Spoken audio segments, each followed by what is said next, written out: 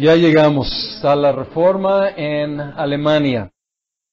Y para levantar fondos para la Basílica de San Pedro, el Papa León X autorizó la venta de indulgencias.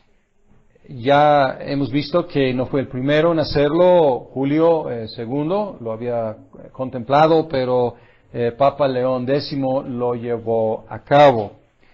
Tomando mucho dinero prestado, Alberto de Magdeburgo, él compró los arzobispados de Mainz y también el otro obispado.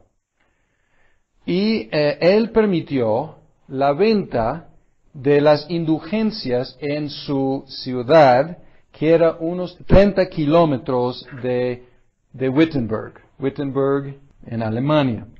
Y esto era para pagar su deuda. Entonces, era un arreglo con el Papa, la mitad de las ganancias para él, para pagar su deuda, porque había comprado el arzobispado y el obispado, y la otra mitad para el Papa, para ayudar con la construcción de la Basílica de San Pedro.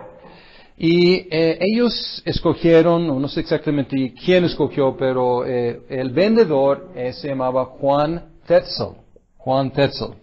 Y era muy buen vendedor, excelente vendedor.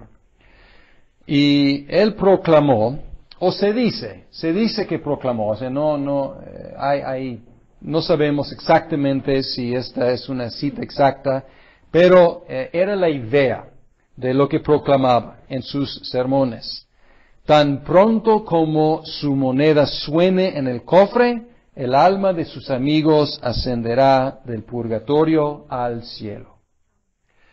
Y mucha gente de Wittenberg viajó a Mainz porque era pues una oferta bastante atractiva. Imagínense, pues tu mamá, tu papá, tu abuelo, tu esposa, tu hijo, pues está ahí en el purgatorio sufriendo, y tú, pagando una indulgencia plenaria, puedes sacarlo.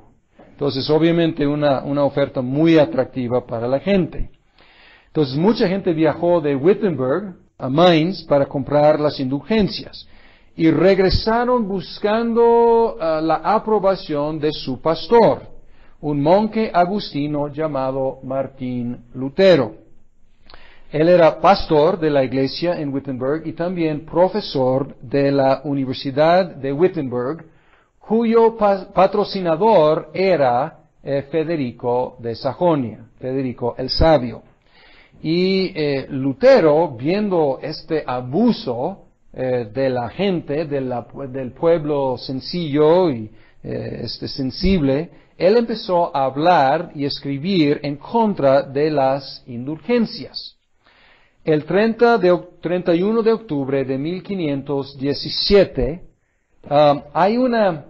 no sabemos si realmente es leyenda o si es verídico, pero la leyenda es que él en esa fecha clavó en la puerta de la catedral de Wittenberg 95 tesis. Y él las puso allí en latín. Y era como tipo de aviso a la comunidad académica, porque la comunidad académica es la que manejaba latín. Entonces era una invitación para debatir, para discutir entre los eruditos. Y él publicó estas 95 tesis, principalmente en contra de las indulgencias, pero también cuestionando algunos aspectos del sacerdocio y del papado. Y si tú lees, y recomiendo, a lo mejor debo asignar esas 95 tesis como lectura obligatoria, pueden ver que son bastante moderadas. La verdad, son bastante moderadas. No está cuestionando la autoridad del Papa, o sea, no está cuestionando muchas cosas muy radicalmente, está diciendo, hay algunos abusos aquí. Aunque él era muy hábil y con las palabras, y en una de las tesis él dijo, si el Papa tiene poder plenario sobre el purgatorio, ¿por qué no lo vacía simplemente por misericordia? O sea, buena pregunta. Si él puede, ¿por qué no lo hace? Entonces usted no está cuestionándolo, pero está diciendo, si es así, pues ¿por qué no lo usa en una forma más misericordiosa? Y él, como fiel hijo de la Iglesia romana, sometido a la autoridad del obispo, del arzobispo, él envió una copia muy inocentemente de estas tesis al arzobispo de Mainz, que era Alberto, diciendo, señor arzobispo, tenga cuidado, porque en su arzobispado hay algunos abusos. Hay un vendedor de indulgencias que está aprovechándose en una forma fea de la gente. Y obviamente, pues no fue muy bien recibida esa comunicación.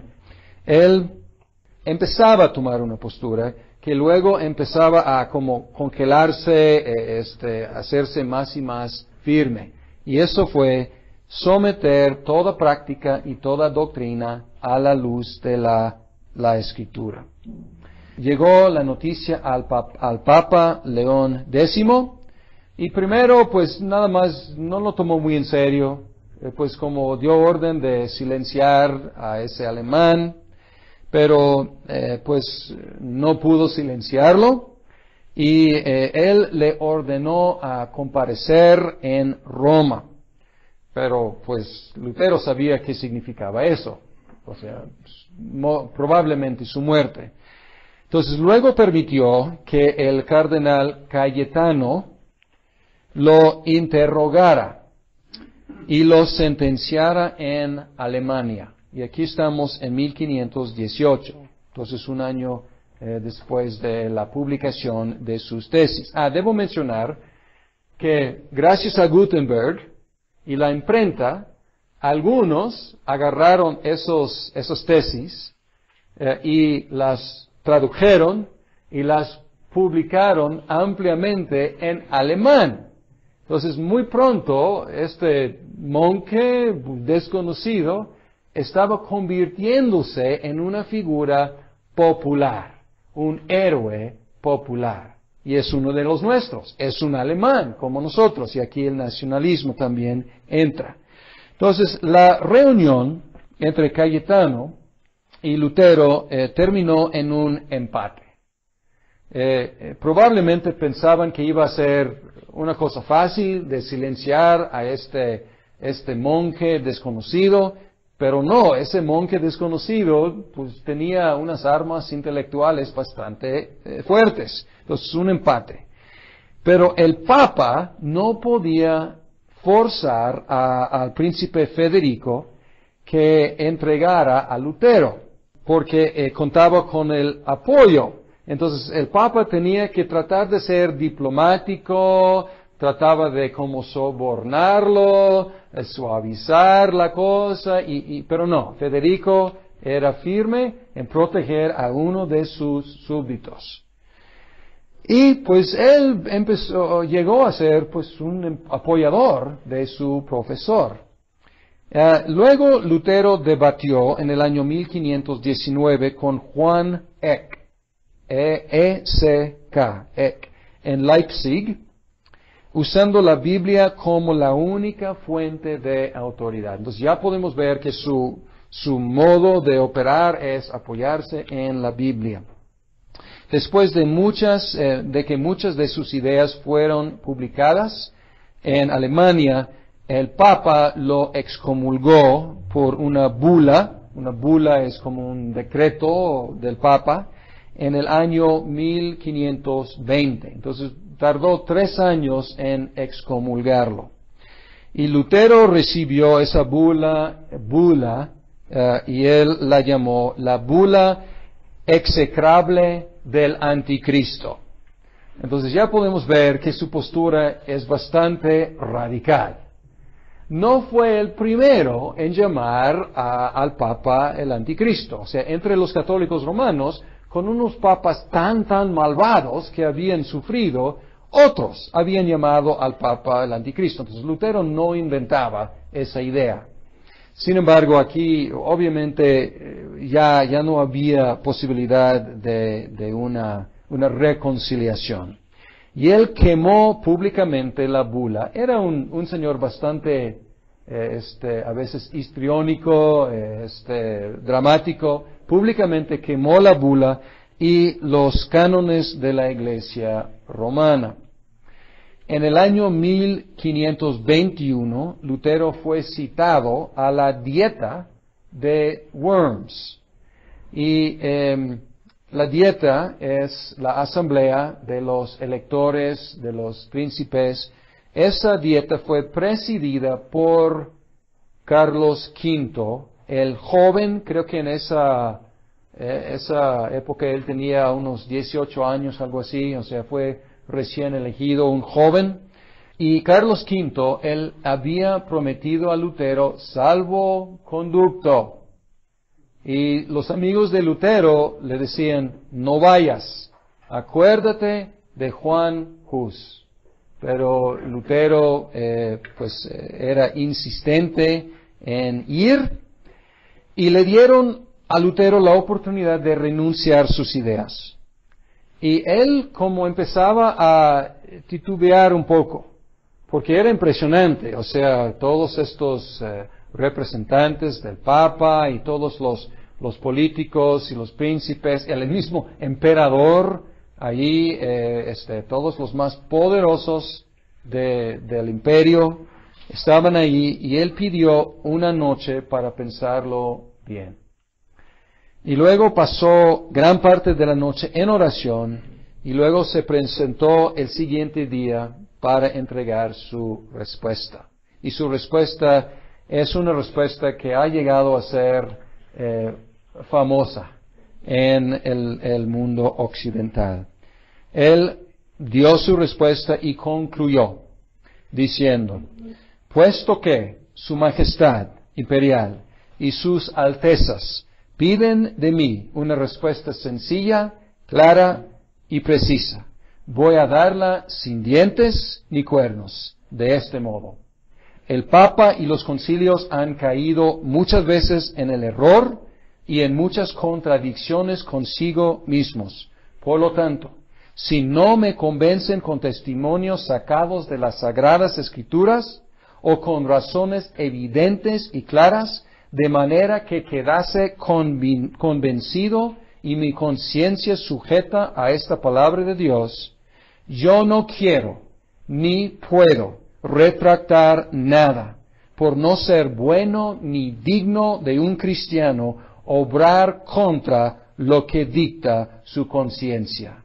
Heme aquí, no puedo hacer otra cosa, que Dios me ayude. Amén. Después de eso, cayó la dieta en un caos y Lutero fue condenado, pero el emperador, él quedó con lo dicho, con este hereje, y por miedo, Federico, el protector de Lutero, el patrocinador de Lutero, el amigo de Lutero, secuestró a Lutero por su propia protección, su propio bien, y lo protegió en el castillo de Wartburgo, durante todo un año, por su propio bien. Durante ese año, Lutero tradujo el Nuevo Testamento en alemán. O sea, es algo impresionante, en un año traducir en alemán.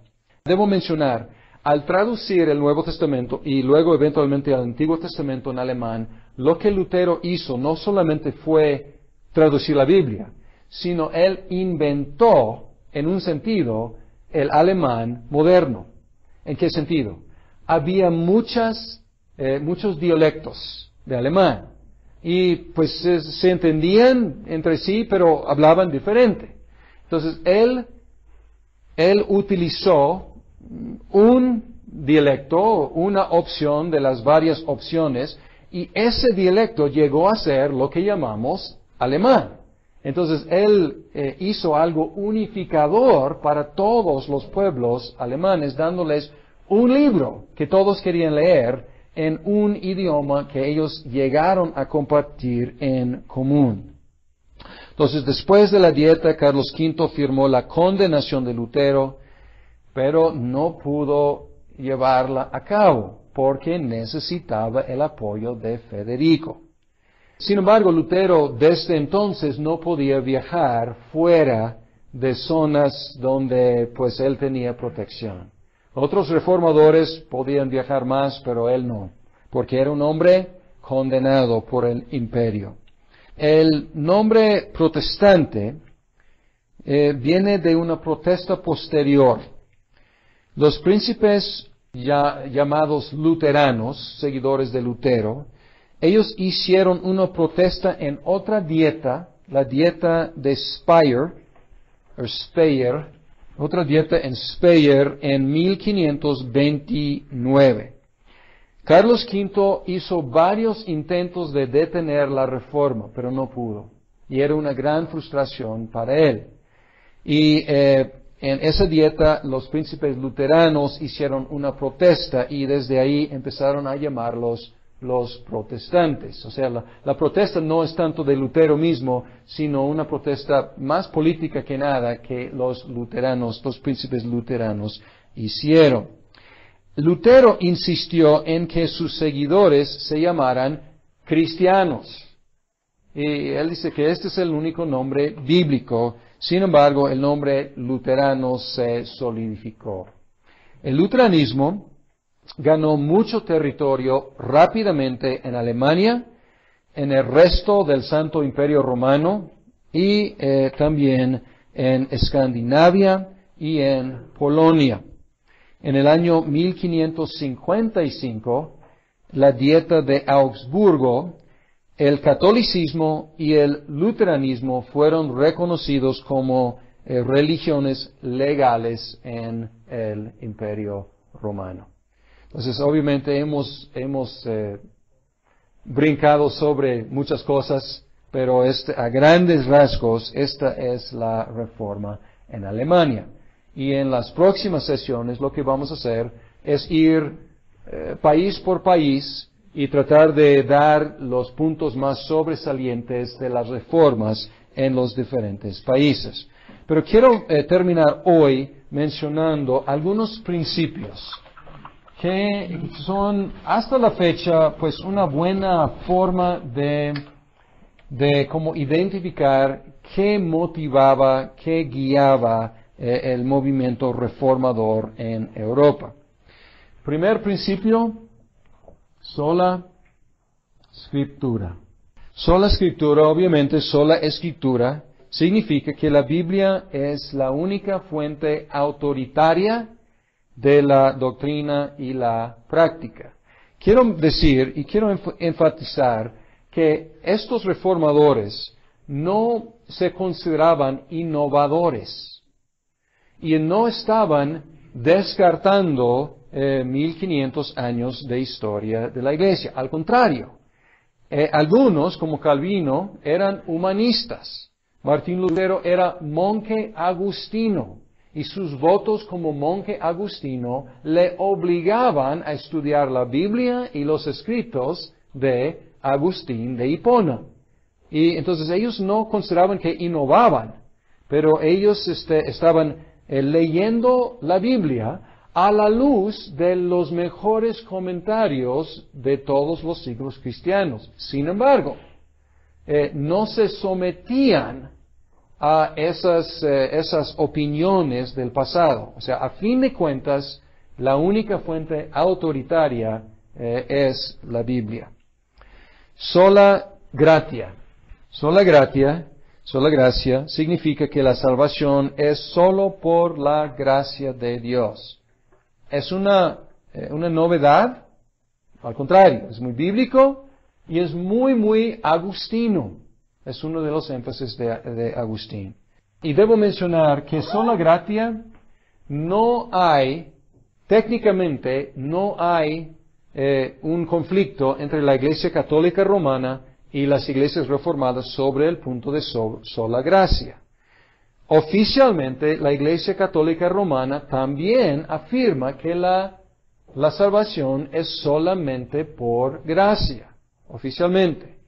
Sin embargo, aquí está el problema, porque los reformadores decían, para proteger sola gratia, para estar seguros de que es solamente por gracia, tenemos que enfatizar al mismo tiempo que es sola fide, porque si hay otro instrumento de la salvación, estamos quitando este principio de gracia. ¿Por qué? Porque la fe no tiene mérito propio. La fe es un canal vacío, podemos decir, por el cual Dios nos comunica su gracia.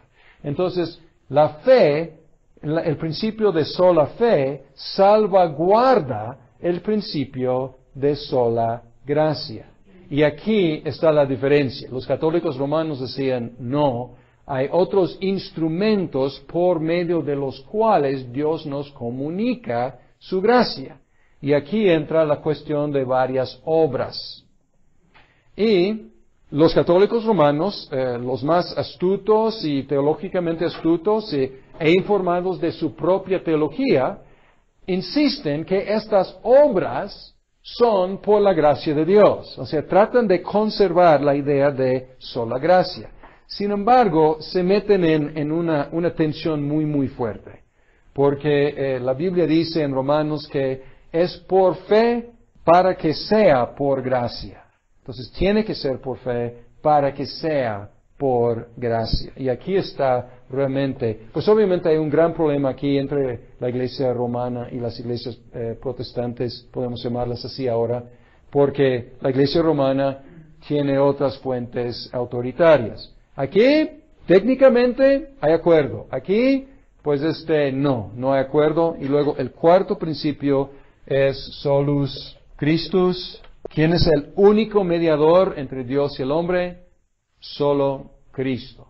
Y obviamente hay un conflicto aquí porque en la iglesia romana hay muchos otros mediadores, sobre todo la Virgen, los santos y los mismos sacerdotes que viven, el Papa, por supuesto. Y el último principio es soli Deo gloria. Solamente a Dios la gloria. Y realmente este principio es la conclusión o la implicación de los otros cuatro principios. Porque si la palabra de Dios es la única fuente autoritaria, si la gracia de Dios es la única base sobre la cual somos salvos, si la fe en Jesucristo, que no tiene mérito propio, es el único instrumento de la salvación, y si Cristo es el único mediador entre Dios y el hombre, ¿quién recibe la gloria? Solamente Dios recibe la gloria. Y podemos identificar estos 5 principios como los principios sobre los cuales la Reforma Protestante se basó.